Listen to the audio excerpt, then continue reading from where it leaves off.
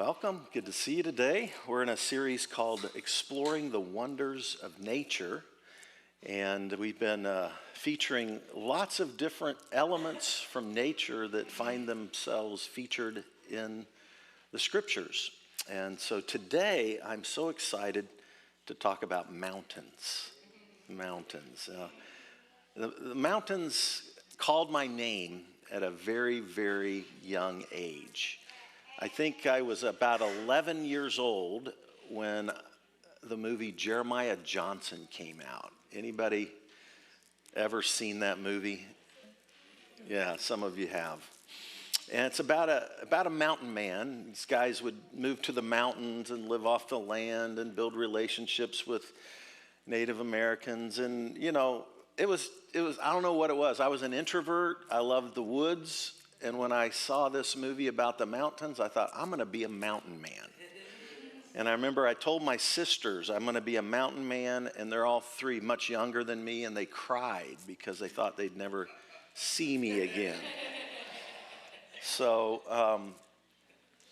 and it's interesting, I've studied mountain men since then. Jim Bridger spent a lot of time in Missouri. Kit Carson, Daniel Boone spent a lot of time in Missouri. So it's kind of like a connection with Missouri and the mountains if you go back into American history. Very interesting stuff. But then, one of my favorite singers when I was young was John Denver. He came out with his album called Take Me Home, I think, or something like that. And he wrote his song Rocky Mountain High. And so I fell in love with John Denver at that point as well. Let me read you a couple of lyrics from that song. He says, this is the song Rocky Mountain High. He was born in the summer of his 27th year. That's the opening line. He was born in the summer of his 27th year. Now, my parents took me to the mountains for the first time, I think, when I was about 14, to the Rocky Mountains. So I would say I was born in the summer of my 14th year. The 27th year rhymes better with this. Anyway, coming home to a place he'd never been before. Have you ever felt like there's a place in the world? We talked about thin places last week. We talked about water, desert, mountains. These are places that in the scriptures are like sort of thin places where heaven and earth kind of touch. And there's a thin veil between the two. And there's places like that for each of you, I would guess, in the world of nature. He was born in the summer of his 27th year, coming home to a place he'd never been before. He left yesterday behind him. You might say he was born again. You might say he found a key for every door. When he first came to the mountains, his life was far away on the road and hanging by a song. But the string's already broken and he doesn't really care. It keeps changing fast and it don't last too long. But the Colorado Rocky Mountain High, I've seen it raining fire in the sky. The shadow from the starlight is softer than a lullaby. Rocky Mountain High. And the Colorado Rocky Mountain High, I've seen it rain and fire in the sky. Talk to God and listen to the casual reply. Rocky Mountain High. So love the mountains. I love the mountains so much that in my room, I got some pictures here. So this picture over here on the upper left, I don't know if you can see the mountain in the background. So my parents lived in this house for 49 years. When I was 14 and came back from the mountains, we put that wallpaper in my room. So my entire wall was covered with a mountain, and we took that picture when we moved out of it. This picture over here on the upper right is rock climbing out at Truman Lake. That's right here in Missouri. This one down low left and this one in the center, if you can barely see me with an orange thing, that's a climb right outside of Frisco, Colorado called Royal Flush. It's about a 1,500-foot climb. It's a 15-pitch technical climb. I've climbed it multiple times. A lot of people use it to train to climb for the big walls in Yosemite. And Yeah, that's, and then this one down here on the lower left, that's in Idaho at Elephant Rock, a very famous rock climbing place in Idaho. So I have been, rock climbing since I was 16, mountain biking since I was young. I love the mountains. I've gone there probably 2, 3 times a year since I was maybe 16 or 17, and continue to do that. Just love them. And the Rockies are awesome, but I've been in the mountains in South America, in Europe, in Switzerland. I love the mountains in Switzerland. Done the Matterhorn and the Eiger and a lot of different famous. Done the East Coast mountains. I've never been to the Himalayan mountains, which are the tallest mountains in the world, and hope to do that one of these days, though. No desire to climb any of those big ones. The death zone is just crazy, and I've aged out on that one. All right, so, but yeah, what's fascinating is, the scriptures are full of images of mountains. If we start off with the Torah, the first 5 books of the Old Testament, and you think about the geography of it, it starts in the Mesopotamia area, up in Garden of Eden, and near where the Tigris and Euphrates rivers kind of join together. Remember, Abraham came out of Ur of the Chaldees, which would be kind of like modern Iraq, and he traveled up the Euphrates River and then down into what would be sort of like modern-day Israel area right now. And so it flows from Genesis which is Mesopotamia. Exodus, at the end of Genesis takes us down into Egypt, and then Exodus takes us out of Egypt to what mountain?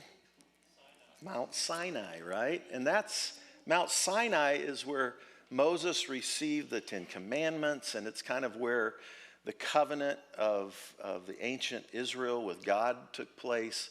So Sinai plays a huge, huge role. It's like central to the entire Torah: Genesis, Exodus, Leviticus, Numbers, and Deuteronomy. From Sinai, then, you travel through the desert to actually Jordan, and remember Moses stood on Mount Nebo, but he never entered into the promised land. It was Joshua that led the people in the promised land. And I've actually stood on Mount Nebo, and you can look over into Israel from Mount Nebo and basically see a huge panoramic view of the modern Israel kind of thing. So it's a beautiful thing. And then, of course, it winds up back in Jordan. That's where the Torah ends. So it's a beautiful kind of geographical flow through all of the ancient world, pretty much, of that day. Then Jerusalem becomes the central city for ancient Israel. And Jerusalem is on a mountain. What do we call the mountain that Jerusalem sits on? Mount Zion. Mount Zion, right? By the way, there's a place over here. There's a church named Nebo Baptist Church, just not too far from here. There's Mount Zion churches. All of these mountains that are in the scriptures have churches all over America that are named after these mountains. It's kind of fascinating. But Jerusalem's up on, a mountain, and from every direction when you go to Jerusalem, you're going to go up, okay? So in the Psalms 120 through Psalm 134, those are called the Songs of Ascent, or the Psalms of Ascent. And so when people would go to Jerusalem for the high and holy holidays, they would be going up to Jerusalem. And the Songs of Ascent are some of the songs that the people would sing as they were traveling to Jerusalem. So the Psalm or Songs of Ascent. And it was also an interesting thing in the ancient days. Many of the mountaintops had worship places for other gods. Like, for example, Mount Carmel, if you go read the Old Testament, that was where the prophet Elijah had a famous clash with the Baal prophets, right? And so Mount Carmel was actually a high place where Baal was worshipped. So some of the mountains around Jerusalem could have been places that we would have called high places. But the Songs of Ascent were sung, and many of these psalms are sung during the Feast of Tabernacles, which is a famous high and holy holiday in the fall. And so Psalm 121 became one of my favorite psalms years and years and years ago. Psalm 121. I lift my eyes up. Where do you lift your eyes up? We're walking up Mount Zion to Jerusalem. I lift my eyes up to the mountains. Where does my help come from? My help comes from the Lord, maker of heaven and earth. And then it continues, he will not let you stumble. The one who watches over you will not slumber. By the way, there was kind of a thing about all the other gods were kind of, many times in scriptures, they were called the sleeping gods, all right? It was a little bit of irony and play between these other gods. So he will not stumble. He will watch over you and will not slumber. So this isn't a sleeping God, right? Indeed, he who watches over Israel will neither slumber nor sleep. The Lord himself watches over you. The Lord stands beside you as your protective shade. The sun will not harm you by day, nor the moon by night. The Lord keeps you from all harm and watches over your life. The Lord keeps watch over you as you come and as you go. Where are they coming and going from? Jerusalem, Mount Zion, now and forevermore. So yes, I've thought of that passage many times when I feel like I'm in trouble or feel like I need help. I lift my eyes up to the mountains. Where does my help come from? And then if you remember, with Moses on Mount Sinai being central, we also have Jesus. And I think Jesus loved the mountains too. There are many times when Jesus would slip away from the crowds just to get alone and spend time with God in solitude. Many, many times he went to the mountains to do that. By the way, the Sea of Galilee is pretty much surrounded by mountains. The Golan Heights to the east are a high mountain ridge, and so I'm guessing Jesus spent most of his time up in the north around the Sea of Galilee. So I'm guessing that he kind of escaped to some of those mountains right around there. But he also preached the most famous sermon that's ever been preached on a mountain. Now, part of this is probably the dynamics of acoustics, right? So you're up high on a mountain and people are down below, and you can kind of project your voice in a day when there was no amplification. But if you were in the right settings naturally, your voice could carry really, really well. And so a few thousand people probably could hear if you were projecting your voice well from the place where Jesus preached that message. And you can visit that place today where Jesus preached that mountain. And it's not far from the Sea of Galilee. It's just to the south of the Sea of Galilee. And you can kind of stand up on that and look out over the whole area there, and it's really beautiful. And so the Sea of Galilee, the Sermon on the Mount is a part of that. Then I think about Psalm 23, one of the most famous psalms in the Old Testament. The Lord is my shepherd, I shall not want. He makes me lie down in green pastures. He restores my soul, right? And so there's these beautiful images of nature in Psalm 23, but then it goes into this, yea, though I walk through the valley of the shadow of death, right? And so the shadow of death can be a scary place. Any of you ever felt like you were in a dark place? Mountains all around you, but you're down in the valley. And the shadows that are cast everywhere are the shadows of our life and difficulties and struggles and all kinds of things that we can go through as human beings. In fact, I think sometimes life is a series of peaks and valleys, peaks and valleys. Any of you ever feel like you've lived life on a roller coaster? Ups and downs, curves and banks, and you just don't ever know what life is going to deliver you. And it's interesting when the psalmist talks about being in that valley, of the shadow of death, he says, I will fear no evil. Now you feel evil all around, or you feel darkness all around, but I will fear no. Why? What's the one promise? I am with you. I am with you. So even in the darkest of places, even if we don't feel God's presence in a time of darkness, God's promise is that God is with us. He'll never leave us. He'll never forsake us. I remember hearing a message from Robert Schuller years and years ago. Anybody remember Robert Schuller? He was very innovative in his day.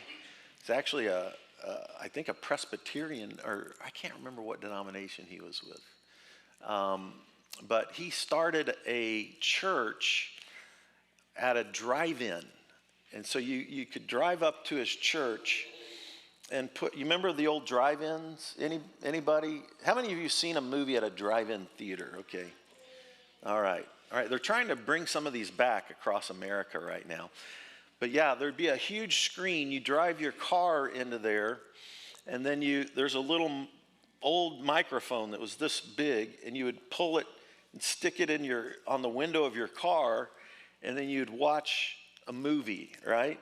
And so Schuller literally started a church where you could just drive into the parking lot, put a speaker into your car, and listen to the church service sitting out in the parking lot. He was quite innovative. But he preached. Oh, geez. That happens to me about once a Sunday, doesn't it? That's that box at the drive-in. Yeah, that's what it does. Those boxes definitely did that. So just an illustrative noise. But yeah, so he talked about life as peaks and valleys and peaks and valleys. And one of the things that he said that stuck with me through the years was, it's better to make key life decisions peak to peak. When we're in the valley and darkness is surrounding us, many, many times we can make decisions in the valley that aren't the wisest of decisions, right? And yet, the valleys don't last forever. And we can move out of those valleys eventually, and we have a new vista, right? A vista from this mountaintop. And it's so much easier to look around at the valleys that we've been through and then make wise decisions for our future from the peak to peak. And so I've recommended that through the years, because so many times when people get in a down, low place, they can make decisions that kind of elongate the valley, right? So climbing out of those valleys can be challenging, can be difficult. But God calls us to that. And I really see mountains sometimes like goals or visions that God gives us. And so when we're thinking about a mountain, many times you can think about climbing a mountain, and that represents a vision maybe that God gives us for our life. And climbing mountains is challenging and difficult. If you like movies, my top 3 mountain films, which I go to Telluride every year over Memorial Weekend and watch documentaries that get released on high mountain adventure. It's one of my favorite things to do. But ones that are publicly available, number 1, I would recommend Meru. Meru is a mountain climb that Jimmy Chin did with Conrad. I'm blanking on that guy's name, but Jimmy Chin's one of the most famous climbers in the world, famous videographers in the world. He actually climbs it and does all the videography in this movie, Meru, and it's the shark's fin. It's been attempted multiple times, never had been accomplished, and then they finally did it. But they tried it once, failed, and then did it again, went back and accomplished it. But it's a fantastic movie, great soundtrack, and it's quite inspirational if you stick to it at the end. Another crazy film, if you like mountains, this one called Valley Uprising. The most famous rock climbing place in America is Yosemite Valley. And you've got El Capitan and Half Dome, and there's face climbs on these big, huge granite walls that are 1,500 to 2,000 feet high. You know, this is like, if you think about the tallest building in Kansas City, it's around, I think, 300 or 400 feet. So just imagine, you know, climbs that are 2,000 feet high. And Valley Uprising is the history of rock climbing in Yosemite Valley. And it's off the hook crazy because these folks in the old days were quite alternative in their lifestyle. It was basically like a bunch of hippie rock climbers, you know, and it's really fun to watch that movie. You get a feel for the spirit of it. Today, rock climbing has kind of mainstreamed. Back in the 90s, they started building rock climbing gyms. And I think the first one here in Kansas City was called Ibex out off of I-70 highway. But now there's rock climbing gyms around. A friend of mine started one called ROKC, and I think they have like 3 or 4 locations here in Kansas City now. But yeah, climbing can be like an image for a vision or a goal that you have and that you want to accomplish. Jesus had a famous statement about a mountain as it relates to faith. Mark 11, verse 22. Jesus says, "Have faith in God. I tell you the truth. You can say to this mountain," so in this situation, the mountain is like an obstacle, okay? It's like something that stands in the way of a vision that you want to accomplish. And so you got to kind of like climb this mountain, summit it to accomplish the vision or the goal that you feel like you have or that God has given you. And so he says, have faith in God. I tell you the truth. You can say to this mountain, be lifted up and thrown into the sea, and it will obey you. So it's like this idea of faith can move mountains. So mixed imagery here, right? Mountains can represent a lot of different things, but here we see faith can move. Jesus said, if you have faith like the grain of mustard seed. How many of you realize that that's a seed that's almost microscopic? You can barely see a mustard seed with the human eye. So if you have faith as a grain of mustard seed, and what is faith? If you break down that word, how do you see faith? Just curious. How would you define faith? Believe in what will happen. Believe? Belief in what you can't see. Conviction. Yeah, Hebrews 11:6 says, without faith it is impossible to please God. Faith is the evidence of things hoped for and the conviction of things not seen. So it's like we get a vision that God gives us. And then faith, I really reduce faith down to the issue of trust. It's a relational word. And so we have relationship with God, relationship with each other, relationship with the universe, relationship with ourselves. And in a certain sense, when God gives us a vision that we want to go for, it's the ability to trust God, to trust the people around us, to trust ourselves, to navigate the effort that it takes. How many of you have climbed a big mountain? What's the biggest mountain you've climbed? 10,500. Say again? 10,000 foot, 500. How did you feel when you got to the top?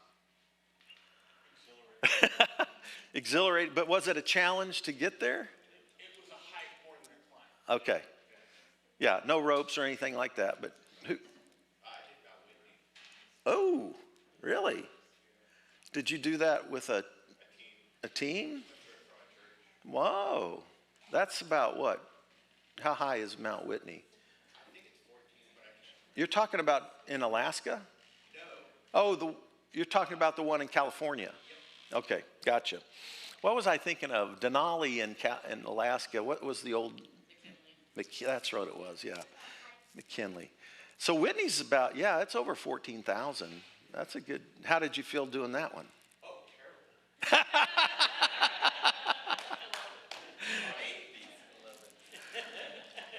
Yeah, we did San Jacinto. Which one? San Jacinto. San Jacinto. Okay. How high is it? I'm actually not sure, but they have a little cabin at the top in case a storm comes in, and when you go in there, there's a couple of bunk beds and a bunch of canned food and a whole bunch of business cards. Oh, nice. What state is that one in? In California. I've never climbed that one. Out near Palm Springs. Okay. And we hiked, Near Palm Spring. hiked halfway up and slept, and then did the rest. Okay. Very cool. Excellent. Anybody else? Not necessarily a mountain, but I used to do the incline at Manitou Springs. Mm. Manitou Springs, which is just stairs for a half-mile straight up. Very cool. Very cool. Yeah, normally us lowlanders, when we get into those high mountains, we're struggling for oxygen, right? And so it can be challenging. I have friends that set a goal to do every 14er in the state of Colorado. I've had friends who then went to the 13ers and tried to do every 13er. Some of the 13ers are actually harder than some of the 14ers in the state of Colorado. Some of the 13ers are technical climbs where you actually need rope. Well, you can do it without rope, you know. I remember in my 20s, I used to do what they call free solo. And that would be my third movie that I would recommend is Alex Honnold's climb. He free soloed, no rope, up a 2,000-foot climb in Yosemite. No rope, and it's highly technical. It's like when you get into classifications of 510, 511, 512, 513 climbs, especially face climbs, you're talking about little teeny things that you're grabbing a hold of with your feet and your fingertips. And I did one time. I never told my parents about this because they wouldn't have liked it. But I was climbing with a friend of mine in the Wichita Mountains, which is down in southwest Oklahoma. There's a little section of Oklahoma that feels like you're in the Rocky Mountains, except the cliffs, it's pink granite. They have 70 to 200 foot climbs of pink wall granite down through there. And I was with a friend who had climbed this 200-foot climb, and he led the first 100 feet, and there's just one bolt that you clipped in at the 100-foot mark. And then I climbed up to him, and then he had climbed this before, and he had climbed with me, and he was much better than I was. He said, "Why don't you lead it out and climb the rest of the way?" Because he didn't want to take the time to switch out the belay. And so I trusted him. I said, okay. And so I got up about 50 feet, and I'm about at a 150-foot mark. And I start thinking about, well, if I fall right now, the rope, you got 50 feet out on the rope. And so you're going to fall 100 feet. And these ropes aren't static ropes, because if you make a big fall on a static rope, it'll like snap your back. So these ropes are like rubber bands almost when you stretch that much out. So like you stretch down and then it snaps you back up, and then you kind of bounce and then you get back in the wall. And I got to thinking, well, if I fall right now, that's a 100-foot fall, and the ropes, I might bounce off the bottom, right? I was starting to, and the what we call the crux move is the hardest move of a climb. The crux move was right at about 150 feet up. And it was a deal where I had a little cliff here, a little edge here, and I had to run my foot up to a little knob here and ball myself up and then stand on my foot and then reach up for another hold. And it was a hard hold, and I about had a panic attack. And I started praying. I lift my eyes up to the mountains. Where does my help come from? I thought, I don't know, you know. You remember the old joke about the guy who's, kind of stuck on an edge, and he captures a limb and he cries out for God, "God, help me." And God speaks and he says, "Let go, I'll catch you." And he looks around and he goes, Is anybody else out there? But I prayed. I said, God, if you get me out of this, and I was in seminary. I was already serving God, right? But I'll serve you the rest of my life. I made the move, thank God. I lived to tell about it. But yeah, that was one of the scariest ones. And then I climbed on up to the top and got my friend out. But life sometimes only gives us a foothold. And we just barely have an edge to stand on. And it can be fearful. But faith looks to God, looks to those around us, looks to the kingdom within us, and makes that move. And we step out, and we trust that God and other people are going to be there to catch us. I want to close with just some words from a song, Mountains at My Gate. The band is The Foals. It came out a few years ago, an alternative band. I see a mountain in my way. It's looming larger by the day. I see a darkness in my fate. I'll drive my car without the brakes. And then it's like, so he's seeing the mountain as almost like an obstacle, but then he kind of cries out, oh, give me some time. Show me the foothold from which I can climb. Yes, when I feel low, show me a signpost from where I can go. So sometimes all we've got is just a foothold. But trust and faith that's the size of a mustard seed gives us the courage, even in the face of fear and darkness, to continue to move forward. So let's pray. God, come and do a work in us today. May we climb the mountains that you call us to climb. May you give us the oxygen and the strength and the courage and the friendships and the relationships that help support us, around us. May we, even if we only have a foothold, continue to climb. Pray for those who are maybe in a valley this particular day. And I just ask that your presence, your love, and your grace would comfort and help them begin that journey to climb out of the valley and reach to the mountains. If we have obstacles, may we climb those mountains. And may we reach the peak to make new decisions with faith and vision that you give us. Lift us higher. Lift us by your Spirit. And help us to climb the mountains of our life. In Jesus' name, amen.